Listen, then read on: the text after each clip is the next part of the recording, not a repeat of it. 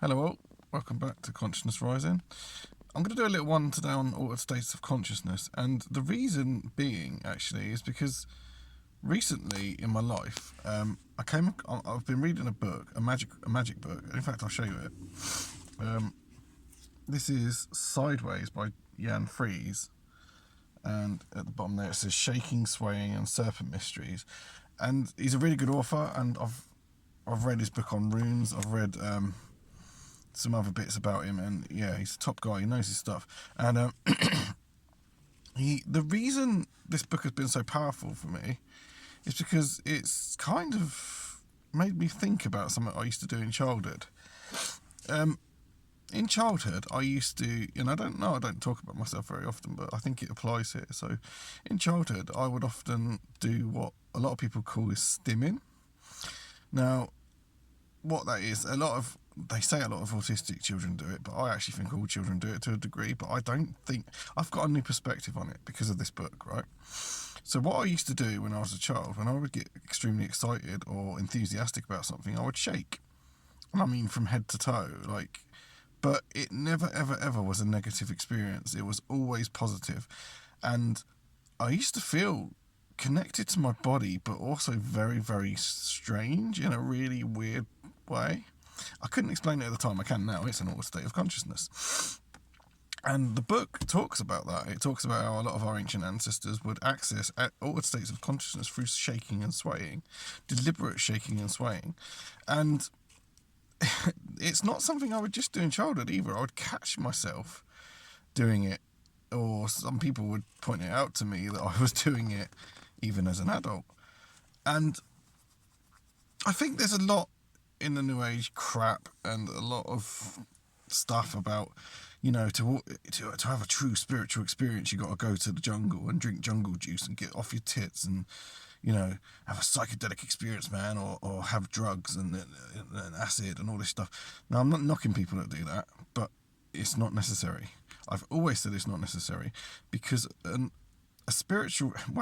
real spiritual experience has nothing to do with that anyway. A spiritual experience is something that always gives you come out the other end of it with a massive understanding of yourself on a deeper level. And often a spiritual experience is not going to drink jungle juice or doing some kumbayas or sitting and meditating. It's often when you've been challenged in life in a way that's torn down the old you. It's a bit like the Tower card in the tarot. The foundation of who you are gets struck by outside influences and it's blown and torn asunder, and then you have to rebuild it. But you rebuild it with the knowledge, a deeper knowledge and understanding of who you are and why you're here. That's a true spiritual experience. It's nothing to do with chanting or any of that crap. That all might be good to access an altered state of consciousness, which is what I'm going to go on to talk about. But yeah, we have all the tools within us at all times, and life, all this knowledge, all these. I was thinking about this the other day. Like, I have a huge occult book collection. Probably, it's cost me a lot of money and a lot of investment over the years to build it. There's books on psychology, magic, occult, spirituality. There's all sorts of stuff in there, and there's a lot of it I haven't read yet. But none of that means anything really. Wisdom and knowledge is one thing, but wisdom is applying it. It's how you live your life, and how you live your life is more important than any book you ever read. Some books may help you, and absolutely there's some fantastic. I mean, this book itself has been brilliant because it's led to a deeper understanding of myself. It made me realise that what I was doing in childhood wasn't weird. People saw it as weird sometimes and thought, why is he doing that? But I was actually experiencing what can only be described as blissful excitement waves, which I know a bit about that as well because I've studied Willem Reich and his work on the body and people like that. And, there's so much we don't know about ourselves because it's been lost.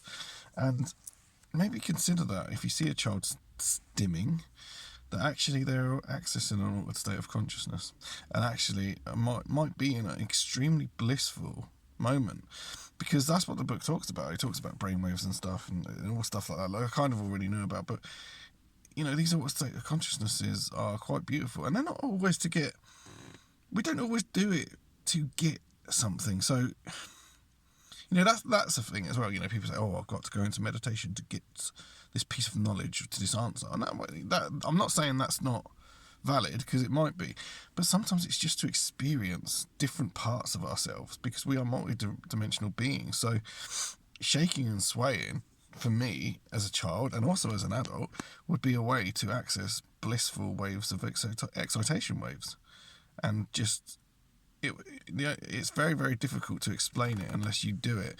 And the other thing I used to do as well, that I realise is completely linked to this, is certain music also pulls me into all states of consciousness as well that are very blissful. And I would sometimes stand in the kitchen and just continuously jump like that, but it felt so amazing. It's like a high. And again, that was an altered state of consciousness. No drugs involved at all.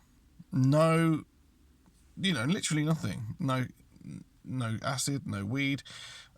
I'm not anti-drug, but what I'm saying is we have it all inside us anyway. So, and yeah, it's just a book, that book has really, really helped me identify that. And actually, it might be a way that I could incorporate some of that into my practice if I want to experience a blissful feeling. Or because what you can also do while you're in that blissful state is you're also releasing. I believe you're releasing the sort of darks. You're cleansing yourself out. There's so much we don't know about ourselves. We do not need to travel to the jungle to access an altered state of consciousness. Most of the time, I've done it is through art, but also this shaking and swaying and stimming, as they call it. But I've got a completely different perspective on it now, and I wouldn't get that without the book. So this is where books are helpful, you see. But now I will apply that knowledge to wisdom, and if I see or understand other children or whatever, or other adults that stim, I will understand it on a deeper level now, and I might be able to incorporate this into my practice. So, yeah. Altered states of consciousness. You don't need jungle juice. Take care, guys.